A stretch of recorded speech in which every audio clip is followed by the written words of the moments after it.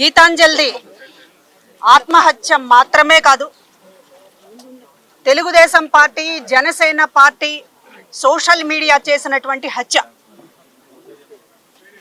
ఎందుకు ఈ హత్య జరిగింది? ఎందుకంటే గీతాంజలి ఒక స్టార్ క్యాంపైనర్. ముఖ్యమంత్రి గారు ఏదైతే చెప్పారో, ప్రతి కుటుంబం నుంచి ఒకళ్ళు వచ్చి ప్రభుత్వం గురించి జరిగినటువంటి మంచిని వారే స్టార్ క్యాంపైనర్స్ గా వస్తారు అని చెప్తే, ఈ రోజున ఈ ఇంటికి వచ్చాము.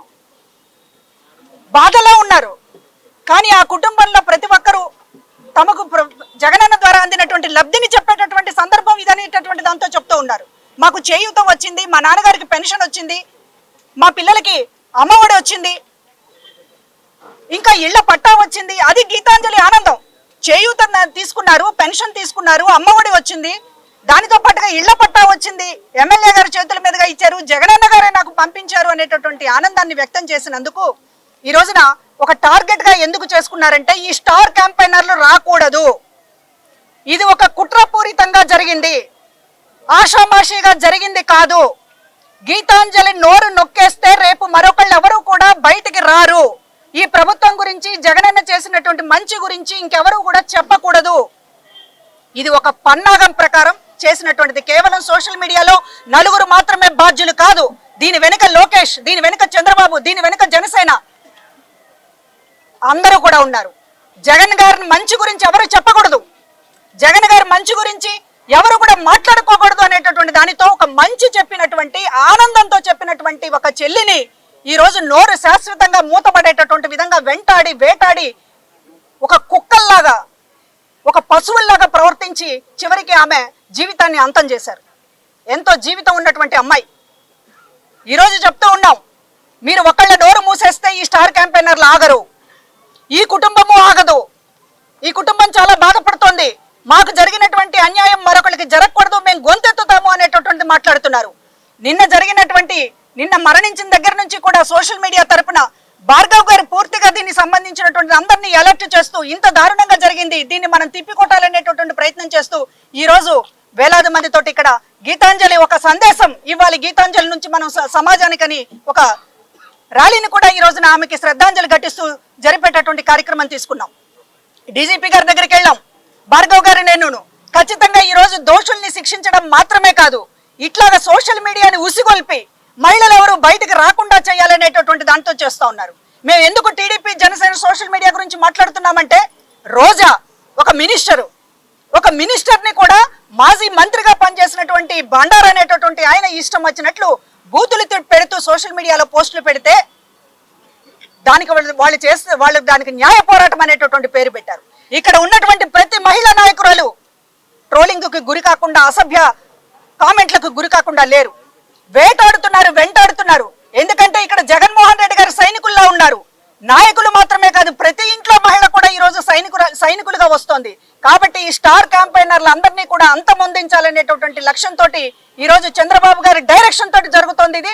కాబట్టి వాళ్ళ సోషల్ మీడియా సంబంధించినటువంటి పోకడలు, నలుగురు సైకోల గురించి మనం మాట్లాడడం లేదు, అసలు సైకోల గురించి మాట్లాడుతున్నాం. దీని వెనక నడిపిస్తున్నటువంటిది మహిళల్ని, ఎందుకంటే అది మహిళల ప్రభుత్వం, మహిళల కోసం ఇంత చేసినటువంటి ప్రభుత్వాన్ని పొగడాలి, మాట్లాడాలి, ఓట్లేయించాలి అనేటటువంటిది మా మహిళల తాపత్రయం.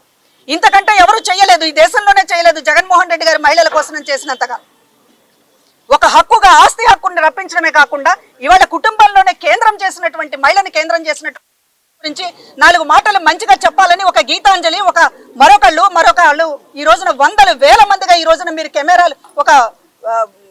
కెమెరాలు పెట్టినా లేకపోతే ఒక మౌత్ పీస్ పెట్టినా కూడా మాట్లాడతారు. వాళ్ళే ఒక స్టార్ క్యాంపెయినర్ 10 మంది ఇళ్ళకి చెప్తున్నారు, మనకు అన్న ఇంత మంచి చేశాడు, మనం అన్నను వదులుకోకూడదు అనేటటువంటి వాళ్ళే ప్రచారం చేసుకుంటున్నారు. అంతేనా అన్న? అలాంటప్పుడు ఈ రోజున ఈ స్టార్ క్యాంపెయినర్ల గొంతు నొక్కాలని చేసినటువంటి ఈ పన్నాగం ఏదైతే ఉందో మీరు ఎదుర్కోలేరు. మీరు ప్రజలకు మంచి చేయడం తెలియదు, చంద్రబాబుకి, పవన్ కళ్యాణ్కి ప్రజలకు మంచి చేయడం తెలియదు, మహిళలకు మంచి చేయడం తెలియదు. మంచి చేస్తున్నటువంటి వాళ్ళని పాపం మా మీద తీసుకోండి, రాజకీయాలను ఏమన్నా ఉంటే. జగన్మోహన్ రెడ్డి గారి మీద మీరు ఎలాగో కక్ష కట్టారు, ఎట్లాగో మీరు ఒక దాడి చేస్తూ ఉన్నారు, ప్రతిరోజు కూడా ఉన్మాదంగా ప్రవర్తిస్తూ ఉన్నారు, మాలాంటి వాళ్ళ మీద, నాయకులందరి మీద కూడా దాడి చేస్తున్నారు. గీతాంజలి లాంటి సామాన్య మహిళల మీద కూడా మీ ప్రతాపం ఎందుకు? సామాన్య మహిళలు, ఒక సంతోషంతో ఉన్నటువంటి మహిళలు, ప్రభుత్వం మంచి చేసిందని చెప్పేటటువంటి మహిళల మీద కూడా మీరు ప్రతాపం తీర్చుకోవాలనుకుంటున్నారంటే మీ ఉన్మాదం ఏ స్థాయిలో ఉందో ఇవాళ ప్రజలకు అర్థమవుతోంది. 10 మందిని కూడగట్టుకుని వస్తున్నారు, పందుల గుంపు వచ్చినట్లుగా పొత్తులు అంటున్నారు. కానీ ఇక్కడ ఉన్నటువంటి ప్రజలకు మంచి చేశాము, నిలబడగలుగుతామనే భరోసా ఉండి ప్రజలు మద్దతు ఇస్తూ ఉంటే ఈ రోజున వాళ్ళని కూడా ప్రజల కాళ్ళు ఎరక్కొట్టాలనేటటువంటి మీ దుర్బుద్ధి ఏదైతే ఉందో దానికి తగిన గుణపాఠం నేర్పక తప్పదు. ఈ రోజున వైసీపీ సోషల్ మీడియా చెప్పించింది గీతాంజలి తోటి చాలా పట్టాల గురించి అనేటటువంటి చాలా తప్పు అనేటటువంటిది ఆమె భర్త కూడా చెప్తూ ఉన్నారు. ఎప్పుడు కూడా మేము వైసీపీతో టచ్ లో లేము, ఎప్పుడు కూడా వైసీపీ మమ్మల్ని ఇట్లా మాట్లాడమని అట్లా మాట్లాడమని ఎప్పుడూ చెప్పలేదు అనేటటువంటిది ఆ కుటుంబమే చెప్తుంది. హృదయపూర్వకంగా సంతోషంతో మాట్లాడినటువంటి గీతాంజలి మరణం అనేటటువంటిది మర్చిపోకూడదు. ఈ మరణానికి ఒక గుణపాఠం చెప్పాలి, పులి స్టాప్ పెట్టాలి. ఇంకొకటి కూడా విజ్ఞప్తి చేస్తున్నాం, సోషల్ మీడియా కుక్కలు మాట్లాడినటువంటి మాటలకి దయచేసి మహిళలు కుంగిపోవద్దు, ధైర్యంగా ఉండండి. మానసికంగా అది హింసే కాదండం లేదు, కానీ ఇవాళ దాన్ని బేర్ చేయలేక భరించలేక ఆత్మహత్యలో లేకపోతే మరొకటో చేసుకుంటే వాళ్ళ పైశాచికత్వానికి మనం వంత పాడినట్లు అవుతుంది. చేయి కలుపుదాం, ఎదుర్కొందాం. మనకి జగన్ అని ఉన్నారు, దిశ యాప్ ఉంది. మీరు కంప్లైంట్ చేయలేనటువంటి పరిస్థితిలో ఉంటే దిశ యాప్కు చేయండి, లేకపోతే 100కి డయల్ చేయండి. సోషల్ మీడియా మీద ప్రత్యేకించి ఒక విభాగం ఉంది పోలీస్ డిపార్ట్మెంట్ లో పనిచేయడానికి. మేమందరం కూడా ఉన్నాము.